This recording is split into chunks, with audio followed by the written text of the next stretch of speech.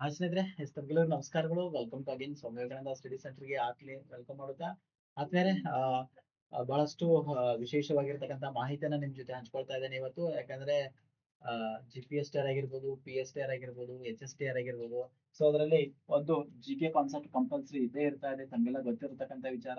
So ಅದರಲ್ಲಿ ಪ್ರಮುಖವಾಗಿ ಪ್ರಚಲಿತ ಘಟನೆಗಳ ಮೇಲೇನು ಸಹಿತ ಕೆಲವೊಮ್ಮೆ ಏನಾಗ್ತವಪ್ಪ ಅಂದ್ರ ಪ್ರಶ್ನೆಗಳು ಬರ್ತಕ್ಕಂಥ ಸಾಧ್ಯತೆಗಳನ್ನ ನಾವು ಗಮನಿಸ್ತಾ ಇದ್ದೇವೆ. ಸಾಕಷ್ಟು ಪ್ರಶ್ನೆಗಳನ್ನ ನಾವು ನೋಡ್ತಾ ಇದ್ದೇವೆ.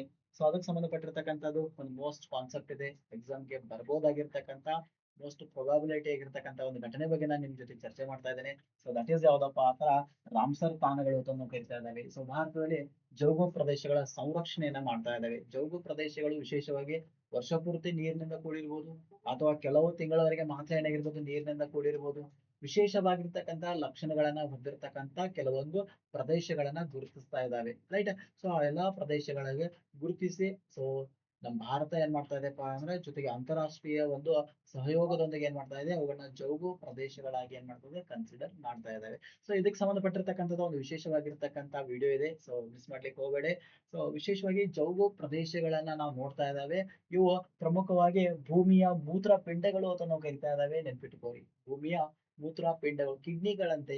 ಸೊ ನಮ್ಮ ದೇಹದಲ್ಲಿ ಮೂತ್ರಪಿಂಡಗಳು ಯಾವ ರೀತಿ ರಕ್ತವನ್ನ ಶುದ್ಧೀಕರಣ ಮಾಡ್ತಾ ಇದಾವೆ, ಬೇಕಾಗಿರ್ತಕ್ಕಂಥ ಗ್ಲೂಕೋಸ್ ಲೆವೆಲ್, ಪ್ರೋಟೀನ್ ಲೆವೆಲ್ ಆಗಿರ್ಬೋದು, ರಕ್ತದಲ್ಲಿ ಸಾಕಷ್ಟು ಏನ್ ಹೊರೈಟಿ ಆಗಿರ್ತಕ್ಕಂಥ ಸೋಸುವಿಕೆ ಏನು ಕಂಡು ಬರ್ತದಲ್ಲ, ಅದೇ ರೀತಿ ಭೂಮಿಯ ಮೇಲಿರ್ತಕ್ಕಂಥ ತ್ಯಾಜ್ಯಗಳನ್ನ, ಭೂಮಿಯಲ್ಲಿ ಇರ್ತಕ್ಕಂಥ ರಾಸಾಯನಿಕ ವಸ್ತುಗಳನ್ನ, ವಿಷಕಾರಿ ವಸ್ತುಗಳನ್ನ ಸೂಚಿಸ್ತಕ್ಕಂಥ ಸೂಸುವಿಕೆ ಮೂಲಕ, ಶೋಧಿಸುವಿಕೆ ಮೂಲಕ, ಸೊ ಏನ್ ಮಾಡ್ತಾವಪ್ಪ ಅಂದ್ರೆ ಸ್ವಚ್ಛ ಮಾಡಿ ನಿಸರ್ಗವನ್ನ ಕಾಪಾಡ್ತಕ್ಕಂಥ ಕೆಲಸ ಯಾವ ಮಾಡ್ತಾ ಹೇಳ್ರಿ, ಜೌಗು ಪ್ರದೇಶಗಳು ಮಾಡ್ತಾ ಇದ್ದಾವೆ. ಸೊ ಹಾಗಾಗಿ ಜೌಗು ಪ್ರದೇಶಗಳಿಗೆ ನಾವೇನಂತ ಕರಿತಾ ಇದ್ದಾವೆ, ಭೂಮಿಯ ಮೂತ್ರ ಪಿಂಡಗಳು ಅಂತ ಕನ್ಸಿಡರ್ ಮಾಡ್ತಾ ಇದ್ದಾವೆ. ಅಷ್ಟೇ ಅಲ್ಲದೆ ಸೊ ಇವು ಇಂಗಾಲವನ್ನ ಅತಿ ಹೆಚ್ಚಾಗಿ ಹೀರಿಟ್ಟುಕೊಳ್ತಾ ಇದ್ದಾವೆ. ಯಾಕಂದ್ರೆ ಇಲ್ಲಿ ಸಾಕಷ್ಟು ಹೊರೈಟಿ ಆಗಿರ್ತಕ್ಕಂಥ ಜೀವ ವೈವಿಧ್ಯತೆಯನ್ನ ನಾವು ನೋಡ್ತಾ ಇದ್ದೇವೆ, ಸಸ್ಯ ಸಂಪತ್ತನ್ನ ನಾವು ನೋಡ್ತಾ ಇದ್ದೇವೆ. ಹಾಗಾಗಿ ಆ ಜೌಗು ಪ್ರದೇಶವು ಅಲ್ಲಿರ್ತಕ್ಕಂಥ ಜೀವಿ ಏನು ಸಸ್ಯ ವರ್ಗ ಇದಲ್ಲ, ಅದರಲ್ಲಿರ್ತಕ್ಕಂಥ ಜೀವ ವೈವಿಧ್ಯತೆ ಏನಿದಲ್ಲ, ಅದು ಅತಿ ಹೆಚ್ಚಾಗಿ ಇಂಗಾಲವನ್ನ ಹಿಡಿದಿಟ್ಕೊಳ್ತಾ ಇದ್ದಾವೆ, ನೆನ್ಪಿಟ್ಕೊಳ್ಳಿ. ಹೀಗಾಗಿ ವಾತಾವರಣದಲ್ಲಿ ಇಂಗಾಲ, ಕಾರ್ಬನ್ ಪ್ರಮಾಣವನ್ನ ಏನ್ ಮಾಡ್ಬೋದು, ಕಡಿಮೆ ಮಾಡ್ಲಿಕ್ಕೆ ಈ ಜೌಗು ಪ್ರದೇಶ ತಾಣಗಳು ಸಹಿತ ಏನಾಗಿದೆ ಬಹಳಷ್ಟು ಉಪಯುಕ್ತ ಆಗಿವೆ ಅಂತ ನಾವು ಕರಿತಾ ಇದ್ದಾವೆ. ಎಲ್ಲಕ್ಕಿಂತ ಹೆಚ್ಚಾಗಿ ಜಲ ಶುದ್ಧೀಕರಣವನ್ನ ಮಾಡ್ತಾ ಇದ್ದಾವೆ ನೋಡಿ. ಜಲ ಶುದ್ಧೀಕರಣವನ್ನು ಸಹಿತ ಮಾಡ್ತಾ ಇದ್ದಾವೆ, ನೆನ್ಪಿಟ್ಕೊಳ್ಳಿ. ನೀರಿನ ಶುದ್ಧೀಕರಣ ಆಗ್ತಾ ಇದೆ, ಹೌದಾ. ನೀರಿನ ಸ್ವಚ್ಛತೆ ಆಗ್ತಾ ಇದೆ, ಪರಿಸರ ಮಾಲಿನ್ಯವನ್ನ ತಡಿತಾ ಇದ್ದಾವೆ, ಪರಿಸರವನ್ನ ಸ್ವಚ್ಛ ಇಡುವಂತ ಕೆಲಸ ಯಾವ ಮಾಡ್ತಾ ಇದ್ದಾವೆ, ಈ ಒಂದು ಜೌಗು ಪ್ರದೇಶಗಳು. ಸೊ ಅವುಗಳಿಗೆ ರಾಮ್ಸರ್ ತಾಣಗಳು ಅಂತಂದು ಯಾಕೆ ಕರಿತಾ ಇದ್ದಾರೆ, ಸೊ ಎಲ್ಲವನ್ನೂ ಸಹಿತ ವಿಶೇಷವಾಗಿ ಚರ್ಚೆ ಮಾಡೋಣ. ಭಾರತದಲ್ಲಿ ಎಷ್ಟು ರಾಮ್ಸರ್ ತಾಣಗಳಿದಾವೆ ಅಥವಾ ಜೌಗು ಪ್ರದೇಶ ತಾಣಗಳಿದಾವೆ, ಜೊತೆಗೆ ನಮ್ಮ ಕರ್ನಾಟಕದಲ್ಲಿ ಸಹಿತ ಇರತಕ್ಕಂಥ ಜೌಗು ಪ್ರದೇಶಗಳು ಯಾವ್ದಿದಾವೆ ಅನ್ನೋದನ್ನ ಒಂದೊಂದಾಗಿ ಚರ್ಚೆ ಮಾಡ್ಕೊತ ಹೋಗೋಣ. ಸೊ ಬನ್ನಿ, ಮೊದಲನೇದಾಗಿ ನಾವು ನೋಡ್ತಾ ಇದ್ದೇವೆ ಈ ಒಂದು ಜೌಗು ಪ್ರದೇಶಗಳನ್ನ ನಿರ್ಣಯ ಮಾಡ್ತಕ್ಕಂಥ ಸಚಿವಾಲಯ ಯಾವ್ದಪ್ಪ ಅಂತ ಕೇಳಿದ್ರೆ ಸಿಂಪಲ್ ಅದ, ನೆನ್ಪಿಟ್ಕೋರಿ. ಕೇಂದ್ರ ಪರಿಸರ ಮತ್ತು ಅರಣ್ಯ ಹಾಗೂ ಹವಾಮಾನ ಬದಲಾವಣೆ ಸಚಿವಾಲಯ ಏನ್ ಮಾಡ್ತದಪ್ಪ ಆತರ ಡಿಸೈಡ್ ಮಾಡ್ತಾ ಇದೆ, ನೆನ್ಪಿಟ್ಕೋರಿ. ಕೇಂದ್ರ ಪರಿಸರ, ಅರಣ್ಯ ಮತ್ತು ಹವಾಮಾನ ಬದಲಾವಣೆ ಸಚಿವಾಲಯ ಏನ್ ಮಾಡ್ತದಪ್ಪ ಅಂದ್ರ ಸೊ ಡಿಸೈಡ್ ಮಾಡ್ತಾ ಇದೆ ಯಾವುದನ್ನ ಜೌಗು ಪ್ರದೇಶ ತಂದು ಕನ್ಸಿಡರ್ ಮಾಡ್ಬೇಕು ಅನ್ನೋದ್ರ ಬಗ್ಗೆ ಈ ಒಂದು ಸಚಿವಾಲಯ ಏನ್ ಮಾಡ್ತೈತಿ, ನಿರ್ಣಯ ತೆಗೆದುಕೊಳ್ತಾ ಇದೆ. ಇದು ನಮ್ಮ ಭಾರತದಲ್ಲಿ ಇರ್ತಕ್ಕಂಥ ರಾಮ್ಸರ್ ತಾಣಗಳು, ಜೌಗು ಪ್ರದೇಶಗಳ ಸಂರಕ್ಷಣೆ ಮಾಡ್ತಕ್ಕಂಥ ಅಧಿಕಾರ ಇರತಕ್ಕಂಥ ಸಚಿವಾಲಯ ಅದನ್ನ ಕನ್ಸಿಡರ್ ಮಾಡ್ತಾ ಇದ್ದಾರೆ, ರೈಟ್. ಇನ್ನ ಇದಾದ ನಂತರ ನಾವು ನೋಡೋದಾದ್ರೆ ಈ ಜೌಗು ಪ್ರದೇಶಗಳ ಸಂರಕ್ಷಣೆಗಾಗಿ ಭಾರತ ಸರ್ಕಾರ ಏನ್ ಮಾಡಿದಪ್ಪ ಅಂದ್ರೆ ಒಂದು ಕಾರ್ಯಕ್ರಮವನ್ನು ಸಹಿತ ಜಾರಿಗೆ ತರ್ತಾ ಇದೆ, ಜಾರಿಗೆ ತಂದಿದೆ ಆಲ್ರೆಡಿ. ಅದ್ರ ಮೂಲಕ ಜೀವ ವೈವಿಧ್ಯತೆಯನ್ನ ರಕ್ಷಣೆ ಮಾಡ್ತಕ್ಕಂಥ, ಜೀವಿಗಳವನ್ನ ಸಂರಕ್ಷಣೆ ಮಾಡ್ತಕ್ಕಂಥ, ಅದು ಪಕ್ಷಿ ಆಗಿರ್ಬೋದು, ಪ್ರಾಣಿ ಆಗಿರ್ಬೋದು, ಅಳಿವಿನಂಚಿನಲ್ಲಿ ಇರ್ತಕ್ಕಂಥ ಯಾವುದೇ ಪ್ರಾಣಿ, ಪಕ್ಷಿ, ಸಸ್ಯ ಆಗಿರ್ಬೋದು, ರೈಟ್.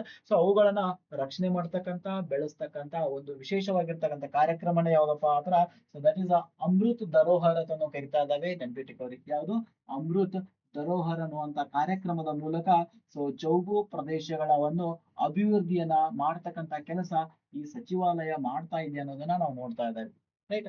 ಎಲ್ಲಾ ಕಡೆಯಿಂದ ನಾವೇನ್ ಮಾಡಬೇಕು, ಒಟ್ಟು ಪರಿಸರನ ಉಳಿಸ್ಬೇಕು ಅಥವಾ ಜೌಗು ಪ್ರದೇಶಗಳನ್ನ ಉಳಿಯುವಂತೆ ಮಾಡ್ತಕ್ಕಂಥ ಕೆಲಸ ಸಚಿವಾಲಯ ಮಾಡ್ತಾ ಇದೆ ಒಂದು ವಿಶೇಷ ಕಾರ್ಯಕ್ರಮದಲ್ಲಿ. ದಟ್ ಈಸ್ ಯಾವಪ್ಪ ಅಂದ್ರೆ ಅಮೃತ್ ಧರೋಹರ ಅನ್ನುವಂತ ಕಾರ್ಯಕ್ರಮದ ಮೂಲಕ, ಹೌದಾ. ಸೊ ಬನ್ನಿ, ಹಾಗಾದ್ರೆ ಏನಿದ್ರು ರಾಮ್ಸರ್ ನಗರ ಎಲ್ಲಿಂದ ಬಂತಿದ್ದು, ಸೊ ಇದಿರೋದು ಇರಾನ್ ದೇಶದಲ್ಲಿ, ಎಲ್ಲಿದೆ ಹೇಳ್ರಿ, ಇರಾನ್ ನಲ್ಲಿ ಇದೆ ಅಂತ ನಾವು ಕರಿತಾ ಇದ್ದಾವೆ, ನೆನ್ಪಿಟ್ಕೋರಿ.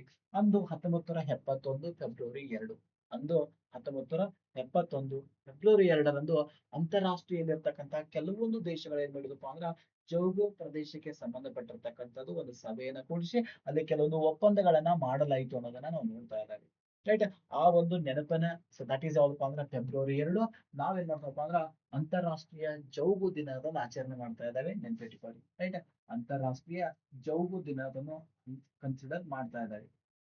ಅಂತಾರಾಷ್ಟ್ರೀಯ ಜೌಗು ದಿನದನ್ನು ಕರಿತಾ ಇದ್ದೇವೆ. ಪ್ರತಿ ವರ್ಷ ಫೆಬ್ರವರಿ 22ರಂದು ಆಚರಣೆ ಮಾಡ್ತಾ ಇದ್ದೇವೆ. ಬಿಕಾಸ್ 1971 ಇರಾನ್ನ ರಾಮ್ಸರ್ ಅನ್ನುವಂತ ನಗರದಲ್ಲಿ ಒಂದು ಸಮ್ಮೇಳನವನ್ನ ಏರ್ಪಡಿಸಲಾಗಿತ್ತು. ಇದು ಯಾವ್ದಕ್ಕೆ ಸಂಬಂಧಪಟ್ಟಿದ್ದು? ಜೌಗು ಪ್ರದೇಶಗಳ ಒಪ್ಪಂದಕ್ಕೆ ಸಂಬಂಧಪಟ್ಟಿತ್ತು.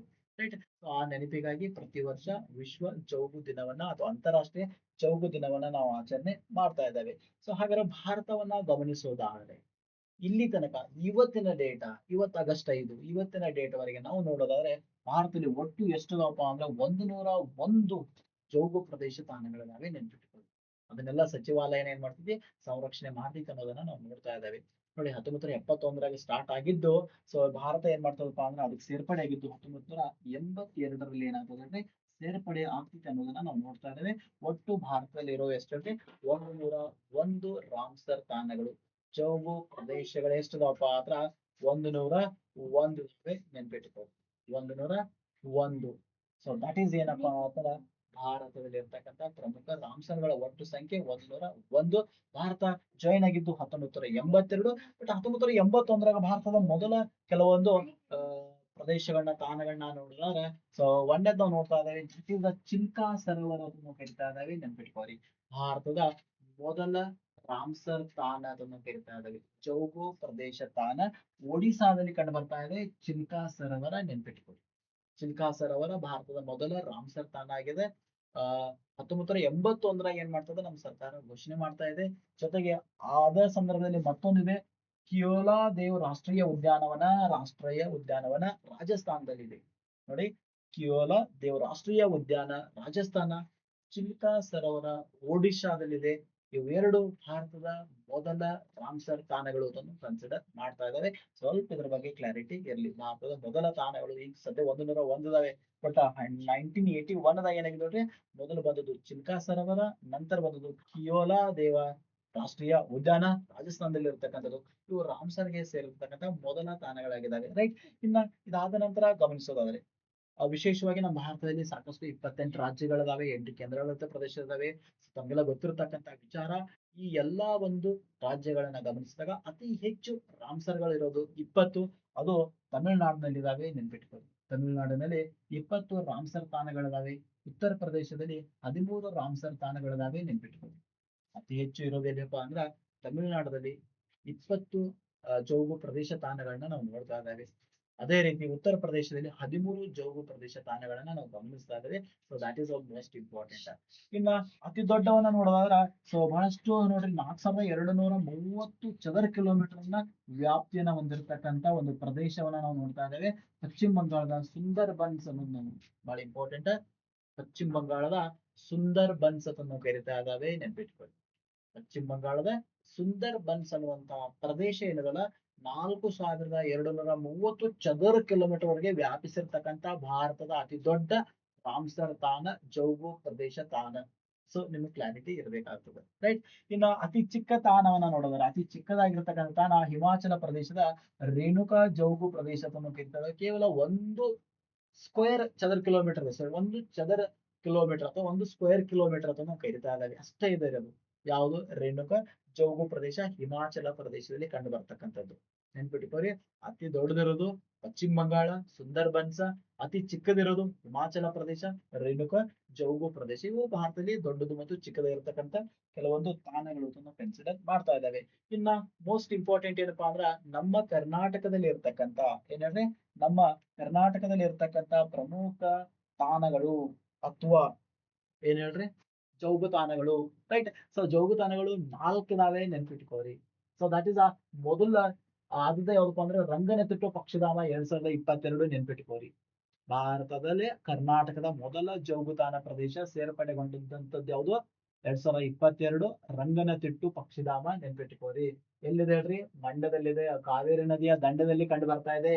ಸೊ ಇದು ಮೇನ್ ಇಂಪಾರ್ಟೆಂಟ್ ಏನಪ್ಪಾ ಅಂದ್ರ ಇಲ್ಲಿ ಪೆಂಟೆಂಟ್ ಸ್ಟಾರ್ಕ್ ಜೀವಿಗಳು ಹೆಚ್ಚಿಗೆ ಕಂಡು ಬಂದಿದಾವೆ. ಮೊಸಳೆಗಳು ಇದಾವೆ. ಬಹಳ ವೆರೈಟಿ ಆಗಿರ್ತಕ್ಕಂತ ಮೊಗರ್ ಮೊಸಳೆಗಳು ಏನಪ್ಪ ಅಂದ್ರೆ ಕಂಡು ಬರ್ತಾ ಇದಾವೆ. ವಿಶೇಷವಾಗಿರ್ತಕ್ಕಂತ ಜಾತಿಯ ಮೊಸಳೆ ಜಲ ಪಕ್ಷಿಗಳು ಏನಾಗಿದವಪ್ಪ ಅಂದ್ರ ಇಲ್ಲಿ ಕಂಡು ಬಂದಿರುವುದನ್ನ ನಾವು ಗಮನಿಸ್ತಾ ಇದ್ದಾವೆ. ಯಾವುದು? ಸೊ ದಟ್ ಇಸ್ ರಂಗನತಿಟ್ಟು ಪಕ್ಷಿಧಾಮ ಅದನ್ನು ಕನ್ಸಿಡರ್ ಮಾಡ್ತಾ ಇದ್ದಾವೆ. ಸೊ ಪಕ್ಷಿಗಳ ಸ್ವರ್ಗ ಅಂತಾನೆ ಕರಿತಾ ಇದ್ದಾರೆ ಅದನ್ನ. ಹೌದಾ? ಯಾವ್ದು? ರಂಗನತಿಟ್ಟು ಪಕ್ಷಿಧಾಮ ಅದನ್ನು ಕನ್ಸಿಡರ್ ಮಾಡ್ತಾ ಇದ್ದಾವೆ. ಇನ್ನ ಇದಾದ ನಂತರ ನೆಕ್ಸ್ಟ್ ಮಾಗಡಿ ಕೆರೆ ಪಕ್ಷಿ ಸಂರಕ್ಷಣಾ ಮೀಸಲು. ಸೊ ಮಾನವ ನಿರ್ಮಿತವಾಗಿರ್ತಕ್ಕಂಥ ಕೆರೆ, ಮನುಷ್ಯ ಕೃತಕವಾಗಿ ತಯಾರಿಸಿದಂತ ಕೆರೆ. ಆ ಕೆರೆನೂ ಸಹಿತ ಏನಾಗಿದೆ ಹೇಳ್ರಿ ಇವತ್ತು ರಾಷ್ಟ್ರೀಯ ಜೋಗುತಾಣಕ್ಕೆ ಸೇರಿರ್ತಕ್ಕಂಥದ್ದು ನಮ್ಮ ಕರ್ನಾಟಕದ ಪ್ರದೇಶ. ಸೊ ಅಲ್ಲಿ ವಿಶೇಷವಾಗಿ ಬೇರೆ ಕಡೆದು ಯಾವುದು? ಬಾರ್ ಹೆಡೆಡ್ ಗೂಸ್ ಅನ್ನುವಂತ ಪಕ್ಷಿ ನೆನ್ಪಿಟ್ಕೋರಿ. ಬೇರೆ ಕಡೆ ಇರ್ತಕ್ಕಂಥ ಬಾರ್ ಹೆಡೆಡ್ ಗೂಸ್ ಅನ್ನುವಂತ ಪಕ್ಷಿ ಅಲ್ಲಿ ಏನಾಗ್ತದೆ ಅಂದ್ರೆ ವಲಸೆಯಾಗಿ ಬರ್ತಾ ಇದೆ. ಒಂದಾದ್ರೆ ಒಂದಲ್ಲ ಸಾಕಷ್ಟು ಸಂಖ್ಯೆಯಲ್ಲಿ ಪಕ್ಷಿಗಳು ಬರ್ತಾ ಇದಾವೆ ಇಲ್ಲಿ. ಎಲ್ಲಿ? ಸೊ ದಟ್ ಇಸ್ ಮಾಗಡಿ ಕೆರೆ ಪಕ್ಷಿ ಸಂರಕ್ಷಣಾ ಇರ್ತಕ್ಕಂಥ ಮೀಸಲು ಜಾಗದಲ್ಲಿ ಒಂದು ಜೋಗು ಪ್ರದೇಶ ಅಂತ ನಾವು ಕನ್ಸಿಡರ್ ಮಾಡ್ತಾ ಇದ್ದೇವೆ. ಇನ್ನ 24ರಲ್ಲಿ ಮತ್ತೊಂದು ಸೇರ್ಪಡೆ ಆಗಿರ್ತಕ್ಕಂಥದ್ದು ದಟ್ ಇಸ್ ಯಾವ್ದಪ್ಪ ಅಂದ್ರ ಅಘನಾಶಿನಿ ನದಿ ಮುಖಜ ಭೂಮಿ ಅಂತ ನಾವು ಕರಿತಾ ಇದ್ದೇವೆ. ಅಘನಾಶಿನಿ ನದಿ ಮುಖಜ ಭೂಮಿ. ಸೊ ಉತ್ತರ ಕನ್ನಡದಲ್ಲಿ ಕಂಡು ಬರ್ತಕ್ಕಂತ ಒಂದು ನದಿ. So that is Aghanashini. ಅದು ಅರಬ್ಬಿ ಸಮುದ್ರ ಹೋಗಿ ತಲುಪ್ತಾ ಇದೆ, ತಮಗೆಲ್ಲ ಗೊತ್ತಿದೆ. ಅಭಿಮುಖವಾಗಿ ಇರ್ತಕ್ಕಂಥ ಪಶ್ಚಿಮ ಮುಖವಾಗಿ ಇರ್ತಕ್ಕಂಥ ನದಿ ಇದೆ. ಸೊ ಅಲ್ಲಿ ವಿಶೇಷವಾಗಿ ಏನಪ್ಪಾ ಅಂದ್ರೆ ಸಾಂಪ್ರದಾಯಿಕವಾಗಿ ಉಪ್ಪನ್ನ ತಯಾರು ಮಾಡ್ತಕ್ಕಂಥ ವಿಶೇಷ ಏನಿಲ್ಲಪ್ಪ ಅಂದ್ರೆ ಆ ಒಂದು ಅಘನಾಶಿನ ನದಿಗೆ ನಾವು ನೋಡ್ತಾ ಇದ್ದೇವೆ. ಸೊ ಅದು ಸಹಿತ ಒಂದು ಏನಪ್ಪಾ ಅಂದ್ರೆ ನಮ್ಮ ಕರ್ನಾಟಕದ ಪ್ರಸಿದ್ಧ ರಾಮಸರ್ ತಾಣವಾಗಿದೆ. ಇನ್ನ ಮತ್ತೊಂದು ಅಂಕ ಸಮುದ್ರ ಪಕ್ಷಿ ಸಂರಕ್ಷಣಾ ಮೀಸಲು ಅಂತ ಕರಿತಾ ಇದ್ದಾರೆ. ನೋಡಿ ಎಲ್ಲ ಆಲ್ಮೋಸ್ಟ್ ಪಕ್ಷಿನೇ ಇದಾವೆ 100. ಒಂದು ಮಾತ್ರ ಏನಿದಾವ್ರಿ ಅಘನಾಶಿನಿ ನದಿ ಮುಖಾಂಶ ಭೂಮಿ ಇದೆ ಅನ್ನೋದು ನೋಡ್ತಾ ಇದ್ದಾವೆ. ಸೊ ಬಳ್ಳಾರಿಯಲ್ಲಿ ಇದು ಸಹಿತ ಮಾನವ ನಿರ್ಮಿತ. ನೋಡಿ 2 ಮಾನವ ನಿರ್ಮಿತವಾದ ಮಾಗಡಿ ಕೆರೆ ಪಕ್ಷಿ ಆಗಿರ್ಬೋದು, ಅಂಕ ಸಮುದ್ರ ಪಕ್ಷಿ ಸಂರಕ್ಷಣಾ ಒಂದು ಮೀಸಲಾಗಿರ್ಬೋದು.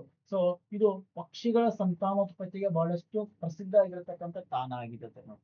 ಪಕ್ಷಿಗಳ ಸಂತಾನೋತ್ಪತ್ತಿನ ಹೆಚ್ಚು ಮಾಡ್ಲಿಕ್ಕೆ ಬಹಳಷ್ಟು ಪ್ರಸಿದ್ಧಿಯನ್ನು ಪಡೆದಿರ್ತಕ್ಕಂಥ ಒಂದು ಜೋಗುತಾಣ ಅಂಕ ಸಮುದ್ರ ಅದನ್ನು ಹೇಳ್ತಾ ಇದ್ದಾವೆ. ಹಾಗಾಗಿ ಸಾಕಷ್ಟು ಸಂಖ್ಯೆಯಲ್ಲಿ ಪಕ್ಷಿಗಳು ಏನಾದ್ರು ಹೇಳ್ರೆ ಆ ಜೋಗು ಪ್ರದೇಶಕ್ಕೆ ಏನ್ ಮಾಡಿದವು? ಎಂಟ್ರಿಯನ್ನ ಕೊಡ್ತಾ ಇದ್ದಾವೆ. ರೈಟ್? ತಮ್ಮ ಸಂತಾನೋತ್ಪತ್ತಿನ ಮುಂದುವರಿಸಲು. ನೋಡಿ, ಸೊ ಜೋಗು ಪ್ರದೇಶಗಳು ಏನ್ ಮಾಡ್ತದಪ್ಪ ಆತರ ಒಂದು ಜೀವಿಯ ವೈವಿಧ್ಯತೆಯನ್ನು ಹೆಚ್ಚಿಗೆ ಮಾಡೋದಲ್ಲದೆ ಅವುಗಳ ಮುಂದಿನ ಭವಿಷ್ಯವನ್ನ ಉಳಿಸುವ ಸಲುವಾಗಿ ಇವತ್ತು ಕಾರಣ ಆಗಿದ್ದಾವೆ. ಅವುಗಳನ್ನ ಉಳಿಸುವಂತ ಕೆಲಸ ಭಾರತ ಸರ್ಕಾರ ಏನ್ ಮಾಡ್ತಾ ಇದೆ? ಸೊ ಮಾಡ್ತಾ ಇದೆ. ಸಚಿವಾಲಯ ತಮಗೆಲ್ಲ ಗೊತ್ತಿದೆ ರೀ. ಹೌದಾ? ಸೊ ಇವು ಕರ್ನಾಟಕದಲ್ಲಿ ಇರ್ತಕ್ಕಂಥ ಪ್ರಮುಖ 4 ಒಂದು ರಂಗನತಿಟ್ಟು ಆಗಿರ್ಬೋದು, ಮಾಗಡಿ ಆಗಿರ್ಬೋದು, ಅಘನಾಶಿನಿ ಆಗಿರ್ಬೋದು, ಅಂಕ ಸಮುದ್ರ ಆಗಿರ್ಬೋದು. ಇವು ಕರ್ನಾಟಕದಲ್ಲಿ ಇರ್ತಕ್ಕಂಥ ಪ್ರಮುಖ 4 ಏನ್ ಹೇಳ್ರಿ ಜೋಗುತಾಣ ಪ್ರದೇಶಗಳು ಅಂತ ನಾವು ಕನ್ಸಿಡರ್ ಮಾಡ್ತಾ ಇದ್ದಾವೆ. ರೈಟ್? ಇನ್ನ ನಮ್ಮ ಭಾರತದಲ್ಲಿ ಕೆಲವೊಂದು ನಿಯಮಗಳು ಜಾರಿಗಿದಾವೆ. ಅಂದ್ರೆ ಈಗಾಗಲೇ ಈ ಉದಾಹರಣೆ ನಾವು ಮಾಗಡಿ ಕೆರೆ ಮೀಸಲನ್ನ ನಾವು ಜೋಗು ಪ್ರದೇಶ ಅಂತ ಕನ್ಸಿಡರ್ ಮಾಡಿದ್ರೆ ಅಲ್ಲಿ ಕೆಲವೊಂದು ರೂಲ್ಸ್ ಗಳನ್ನ ಫಾಲೋ ಮಾಡ್ಬೇಕಂತಂದ ನಮ್ಮ ಸಚಿವಾಲಯ ಆಲ್ರೆಡಿ ಅನೌನ್ಸ್ ಮಾಡಿದೆ. 2017ರ ನಿಯಮಗಳು ನಾವು ಕನ್ಸಿಡರ್ ಮಾಡ್ತಾ ಇದ್ದೇವೆ. ಆ ಪ್ರದೇಶದಲ್ಲಿ ಕೈಗಾರಿಕೆಗಳ ಸ್ಥಾಪನೆಯನ್ನ ಮಾಡುವ ಹಾಗಿಲ್ಲ ರೀ. ಆ ಪ್ರದೇಶಗಳಲ್ಲಿ ಕೈಗಾರಿಕೆಗಳ ಸ್ಥಾಪನೆ ಮಾಡುವ ಹಾಗಿಲ್ಲ. ಕಟ್ಟುನಿಟ್ಟಾದ ನಿಷೇಧ ಇದೆ ಅನ್ನೋದನ್ನ ನಾವು ನೋಡ್ತಾ ಇದ್ದೇವೆ. ಹೌದಾ? ಅಲ್ಲಿ ಕೈಗಾರಿಕೆಗಳನ್ನ ವಿಸ್ತರಣೆನೂ ಮಾಡೋದಿಲ್ಲ, ಸ್ಥಾಪನೆನೂ ಮಾಡೋದಿಲ್ಲ. ಇನ್ನು ಯಾವುದೇ ಘನತ್ಯಾಜ್ಯ ಅಪಾಯಕಾರಿ ವಸ್ತುಗಳನ್ನ ಆ ಪ್ರದೇಶದಲ್ಲಿ ವಿಲೇವಾರಿ ಮಾಡೋದಿಲ್ಲ. ಬಿಕಾಸ್ ಅದು ಈಗಾಗಲೇ ಅಪರೂಪದ ಪ್ರಾಣಿ ಪಕ್ಷಿಗಳ ಜೀವ ವೈವಿಧ್ಯತೆಯ ತಾಣಗಳ ಆಗಿರ್ತಾ ಇದಾವೆ. ಅವುಗಳಿಗೆ ನಾವು ಪ್ರಾಕೃತಿಕವಾಗಿ ಏನಾದ್ರು ತೊಂದರೆಯನ್ನ ಮಾಡಿದ್ವು ಅಂದ್ರೆ ಸಾವೇನಾಗ್ತಾ ಹೇಳ್ರಿ ಮತ್ತಷ್ಟು ನಾಶ ಆಗ್ತದೆ. ಅವುಗಳನ್ನ ಉಳಿಸುವಂತ ಕೆಲಸ ಮಾಡ್ಬೇಕಾದ್ರೆ ಇದು ನಾವು ಮಾಡ್ಲೇಬೇಕು. ರೈಟ್? ಇನ್ನ ಅತಿಕ್ರಮಣ ನಿಷೇಧ. ಅಲ್ಲಿರ್ತಕ್ಕಂಥ ಜಾಗವನ್ನ ಯಾರು ಅತಿಕ್ರಮಣ ಮಾಡೋ ಹಾಗಿಲ್ಲ. ಸೊ ದಟ್ ಈಸ್ ಏನಪ್ಪಾ ಆತರ ಅತಿಕ್ರಮಣ ಮಾಡೋದ್ರಿಂದ ಆ ಒಂದು ಪರಿಸರ ಪ್ರದೇಶಕ್ಕೆ ಹಾನಿ ಆಗ್ತಕ್ಕಂಥ ಸಾಧ್ಯತೆಗಳು ಇರ್ತಾ ಇದಾವೆ. ಅದನ್ನು ನೇಮ್ ಹೇಳ್ತಾ ಇದೆ. ಇನ್ನ ನೈಸರ್ಗಿಕ ನೀರಿನ ಹರಿವನ್ನ ತಡೆಯುವುದಕ್ಕೆ ನಿಷೇಧ ತಂದಿದೆ. ಆ ತನ್ನಿಂತಾನೆ ನಿಸರ್ಗದಲ್ಲಿ ಏನಾಗ್ತಿರ್ತದೆ ಹೇಳ್ರಿ ನೀರ್ ಹೋಗ್ತಾನೆ ಇರ್ತದೆ. ತನ್ನಷ್ಟು ತಾನೇ ತನಗೆ ಬೇಕಾದ ದಿಕ್ಕಿನಲ್ಲಿ ನೀರ್ ಹರಿತಾನೆ ಇರ್ತದೆ ಮಳೆಗಾಲದಲ್ಲಿ. ಹೌದಾ? ಸೊ ಆ ದಿಕ್ಕನ್ನ ತಡಿಬೇಕು, ಅಲ್ಲ ಡ್ಯಾಮ್ ಕಟ್ಟಬೇಕು, ಅಣೆಕಟ್ಟೆಗಳನ್ನ ಕಟ್ಟಬೇಕು, ಅದನ್ನ ಬೇರೆ ಕಡೆ ತಿರುಗಿಸ್ಬೇಕು ಅನ್ನುವಂತ ಯಾವುದೇ ಕೆಲಸಗಳನ್ನ ಮಾನವ ಮಾಡುವ ಹಾಗಿಲ್ಲ ರೀ. ಅವು ನೈಸರ್ಗಿಕವಾಗಿ ಏನಿದಲ್ಲ ತನ್ನಿಂತಾನೆ ಆಗ್ತಾನೆ ಇರ್ಬೇಕು. ಅಲ್ಲಿ ಯಾವುದೇ ರೀತಿಯ ಬದಲಾವಣೆಗಳು ಆಗ್ತಿರಬಾರದು ಅನ್ನೋದು ಕೆಲವೊಂದು ನಿಯಮಗಳನ್ನ ಯಾವ್ದೇ ರೀತಿ ನಮ್ಮ ಭಾರತದ ಜೋಗು ಸಂರಕ್ಷಣಾ ಕಾಯ್ದೆ 2017ರಲ್ಲಿ ಕೆಲವೊಂದು ನಿಯಮಗಳನ್ನ ಜಾರಿಗೆ ತರಲಾಗಿದೆ. ಸೊ ನೆನ್ಪಿಟ್ಕೊಳ್ಳಿ. ರೈಟ್? ಸೊ ದಟ್ ಈಸ್ ಏನಪ್ಪಾ ಅಂದ್ರೆ ಇಂಪಾರ್ಟೆಂಟ್. ಇನ್ನ ಇದಾದ ನಂತರ ಅಂತಾರಾಷ್ಟ್ರೀಯದಲ್ಲಿ ಸಹಿತ ನಾವು ನೋಡಿದ್ವಿ 1971ರ ರಾಮ್ಸರ್ ಏನಿತ್ತಲ್ಲ ಅಲ್ಲೂ ಕೆಲವೊಂದು ನಿಯಮಗಳನ್ನ ಹೇಳಿದಾವೆ. ಸುಮಾರು 9 ಮಾನದಂಡಗಳನ್ನ ಕೊಟ್ಟಿದ್ದಾರೆ. ಎಷ್ಟು ಅದಾವ್ರಿ? 9 ಮಾನದಂಡಗಳಿದಾವೆ. ಆ 9ರಾಗ ಯಾವ್ದಾದ್ರು ಒಂದು ಇತ್ತಂದ್ರೆ ಮುಗೀತು. 9ರಲ್ಲಿ ಯಾವ್ದಾದ್ರು ಒಂದ್ ಇತ್ತಪ್ಪ ಅಂದ್ರೆ ಅದೇನಾಗಿರ್ತೈತಿ ರಾಮ್ಸರ್ ತಾಣ ಆಗಿರ್ತಾ ಇದೆ. ನೆನ್ಪಿಟ್ಕೋರಿ.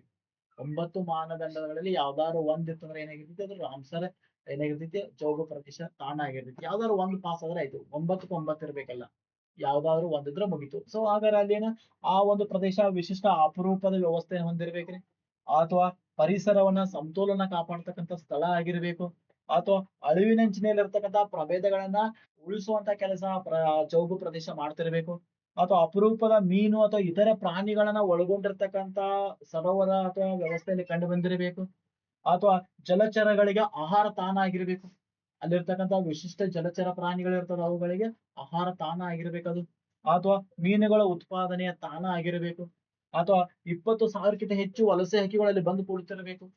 ನೋಡಿದ್ದು ಅಂಕ ಸಮುದ್ರ ಯಾಕೆ ಫೇಮಸ್ ಅಂದ್ರೆ ಸಂತಾನೋತ್ಪತ್ತಿ, ಬಿಕಾಸ್ ಅಲ್ಲಿ 20,000ಕ್ಕಿಂತ ಹೆಚ್ಚಿಗೆ ಪಕ್ಷಿಗಳು ಏನಾಗ್ತಾವ ಅಂದ್ರೆ ಬಂದು ಮೀಟ್ ಆಗ್ತಿರ್ತಾವೆ, ಅಂದ್ರೆ ಅಲ್ಲಿ ಭೇಟಿ ಕೊಡ್ತಿರ್ತಾವ ಅನ್ನೋದು ನೋಡ್ತಾ ಇದಾವೆ. ಅಥವಾ ಜಾಗತಿಕ ಜನಸಂಖ್ಯೆ, ಪಕ್ಷಿಗಳ ಸಂಖ್ಯೆ ಯಾವ್ದಾದ್ರು ಒಂದು ಪ್ರಭೇದ ತಿಳ್ಕೊಂಡ್ರೆ ಅದು ಕನಿಷ್ಠ 1% ಆದ್ರೂ ಸಹಿತ ಆ ಪಕ್ಷಿಗಳ ಸಂಖ್ಯೆ ಆ ಒಂದು ಪ್ರದೇಶದಲ್ಲಿ ಇರಬೇಕು. ಜಾಗತಿಕದಲ್ಲಿ ಒಂದು ಪಕ್ಷಿಯ ಪ್ರಭೇದ ಏನ್ ಕಂಡು ಬರ್ತದಲ್ಲ, ಆ ಸಂಖ್ಯೆ 1% ಏನಾಗಿರ್ಬೇಕಂದ್ರೆ ಆ ಒಂದು ಪ್ರದೇಶದಲ್ಲಿ ಕಂಡು ಬರುವಂತ ವ್ಯವಸ್ಥೆ ಇರ್ಬೇಕಂತ ಹೇಳ್ತಾ ಇದಾವೆ. ಇಷ್ಟೆಲ್ಲಾ ಮಾನದಂಡಗಳು ಇರ್ಬೇಕಂತಿಲ್ಲ, ಇದರಲ್ಲಿ ಯಾವ್ದಾದ್ರು ಒಂದು ಮಾನದಂಡವನ್ನ ಹೊಂದಿತ್ತಾದ್ರೂ ಸಹಿತ ಅದನ್ನು ಘೋಷಣೆ ಮಾಡಬಹುದು, ಏನಂತ, ಜೌಗು ಪ್ರದೇಶ ತಾಣ ಅಂತ ನಾವು ಘೋಷಣೆ ಮಾಡ್ಲಿಕ್ಕೆ ಅವಕಾಶ ಇದೆ ಅಂತ ಹೇಳ್ತಾ, ಸೊ ಕೊನೆಗೆ ನಾವು ನೋಡೋದಾದ್ರೆ ಈ 2026ರ ವಿಶ್ವ ಚೌಗು ದಿನ ಏನಿದೆಲ್ಲ, ಆ ಚೌಗು ದಿನದ ಒಂದು ಥೀಮ್ ಏನ್ ಹೇಳ್ತಾ ಇದೆಪ್ಪ ಅಂದ್ರ, ವೆಟ್ಲೈನ್ಸ್ ಅಂಡ್ ಟ್ರೆಡಿಷನಲ್ ನಾಲೆಜ್ ಏನಾಗ್ತಿಪ್ಪ ಅಂದ್ರ ಸೆಲೆಬ್ರೇಟಿಂಗ್ ಕಲ್ಚರಲ್ ಹೆರಿಟೇಜ್ ಅಂತ ಕರಿತಾ ಇದಾವೆ. ನೆನ್ಪಿಟ್ಕೋರಿ, wetlands and traditional knowledge celebrating cultural heritage ಅಂತ ಕರಿತಾ ಇದಾವೆ. ಹೌದಾ, ಸೊ ಈ ಒಂದು ಥೀಮ್ ಮೂಲಕ ಇವತ್ತು ವಿಶ್ವದಲ್ಲಿ ಚೌಗು ದಿನವನ್ನ ಫೆಬ್ರವರಿ 2ರಂದು ಏನ್ ಮಾಡ್ತಾ ಇದಾರೆ, ಆಚರಣೆಯನ್ನ ಮಾಡಿದ್ದಾರೆ ಅಂತ ಹೇಳ್ಬೋದು. ಇನ್ನ ಭಾರತದ ಗೊತ್ತಿರ್ತಕ್ಕಂತ ಇತ್ತೀಚಿನ ಮೈಲು 101ನೇ ತಾಣ ಯಾವ್ದಪ್ಪ ಅಂತ ಕೇಳಿದ್ರೆ ಗ್ಲಾವ್ ಲೇಕ್ ಅಂತ ಕರಿತಾ ಇದಾವೆ. ಸೊ ಅಥವಾ ಗ್ಲೋ ಗ್ಲೋಸ್ ಅಂತ ಕರಿತಾರೆ, ಗ್ಲಾವ್ ಲೋಕ್ ಅಥವಾ ಸರೋವರ ಅಂತ ಕರಿತಾ ಇದಾವೆ. ಅದೆಲ್ಲಿದಪ್ಪ ಅಂದ್ರ ಅರುಣಾಚಲ ಪ್ರದೇಶದಲ್ಲಿ ಕಂಡು ಬಂದಿರತಕ್ಕಂಥದ್ದು ಇವತ್ತು ಅನೌನ್ಸ್ ಆಗಿದೆ. 101ನೇ ರಾಮ್ಸರ್ ತಾಣ ಗ್ಲಾವ್ಸ್ ಲೇಕ್ ಅಂದ್ರೆ ಸರೋವರ ಎಲ್ಲಿದೆ, ಅರುಣಾಚಲ ಪ್ರದೇಶದಲ್ಲಿ ಕಂಡು ಬರ್ತಾ ಇದೆ. ಸೊ ಇದೇ ಇವತ್ತಿನ ವಿಶೇಷವಾಗಿರ್ತಕ್ಕಂತ ಮಾಹಿತಿ ಅಂತ ಹೇಳ್ದ, ಆದ್ಮೇಲೆ ಮತ್ತಷ್ಟು ಹೊಸ ಜಿಕೆ ಕಾನ್ಸೆಪ್ಟ್ ಗಳೊಂದಿಗೆ ಮತ್ತೆ ಮೀಟ್ ಆಗ್ತಾ ಇರ್ತಾನೆ. ಅಲ್ಲಿ ತನಕ ಸ್ಟಡಿ ಮಾಡ್ತಾರೆ ಅಂತ ಹೇಳ್ತಾ ಎಲ್ಲರಿಗೂ ಒಳ್ಳೆಯದಾಗಲಿ, ಶುಭ ದಿನ. Thank you.